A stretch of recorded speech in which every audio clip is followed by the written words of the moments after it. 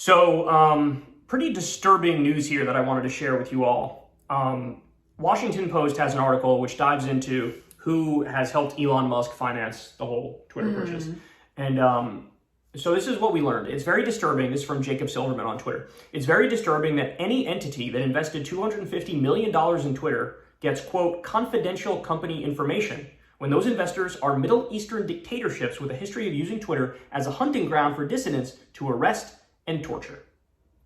So yes, if you have given $250 million or more for Musk's project here with Twitter, you get access to all this back-end information. Now, Twitter DMs, by the way, are not encrypted.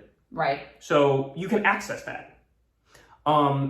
We knew from the reporting from Li Fang that like the U.S. intelligence agencies were sort of embedded in Twitter and helping to make a lot of the decisions. Right. And people like to talk about, the Russian bots or whatever, but there's a huge issue on Twitter with Saudi bots, with Israeli bots. Yeah. And now you have a situation where, these people have direct access to all of the metadata that Twitter has. And we're talking about a regime that beheads people in the public square, that oppresses women ruthlessly, that's carrying out a genocide in Yemen.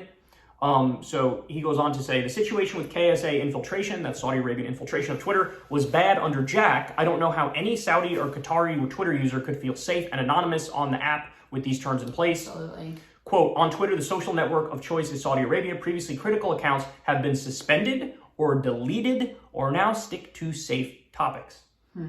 So the reason why this story is so important is because, again, he cloaked himself in the language of like, bro, I'm all about free speech, bro. Yeah. And it's like, if you're given like literal genocidal Saudi dictators access to the information and stuff like this is happening, we're nowhere near free speech.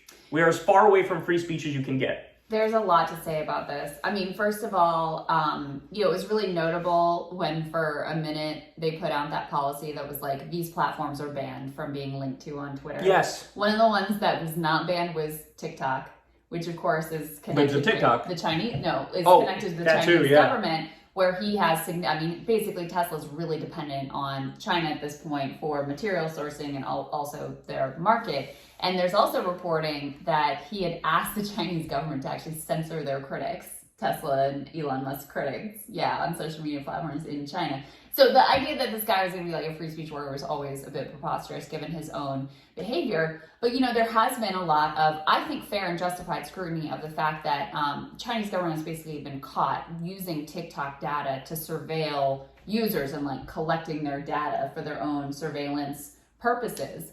But so where's the concern on the right about this potential infringement and use of personal data in order to surveil dissidents? I haven't heard as much from this side about these concerns. What I'm learning is as long as you virtue signal or self-brand in a certain direction, a lot of people just don't catch the details or don't care about the details.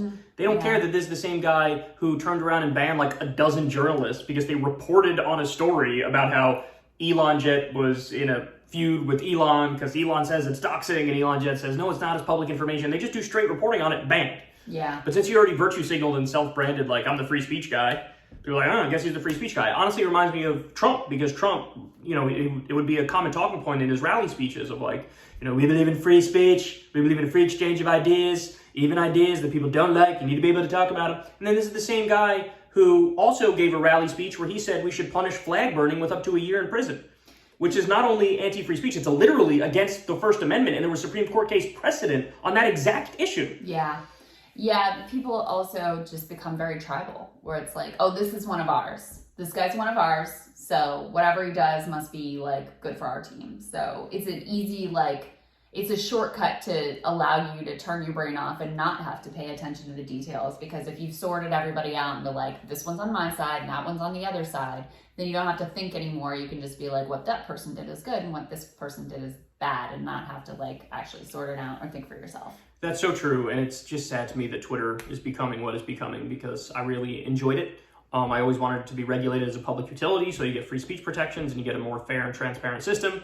Not only are we not getting that, we're getting a thin-skinned billionaire who now makes the decisions. And also, he seems to be influenced by both Chinese money, Saudi Arabian money, maybe Israeli money as well. Not good. Do you think that if and when he actually steps down as CEO, which I think he will, because I don't think he's particularly enjoying all of this, do you think it will just basically revert back to what it was before? I think as long as he has an ownership stake in it, no.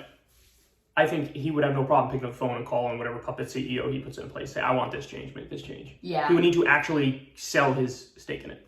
Well, and he certainly would want to use it for his own personal vendettas, as has been. He's been doing that. That's totally his whole clear. MO. Or to use it for his own market manipulation to benefit his personal financial position. Look at the whole Dogecoin thing. Remember that? A long track record of that. Yeah, the whole Dogecoin thing. I mean, he's under a consent decree with the SEC over the Securities and Exchange Commission over that exact thing. So crazy.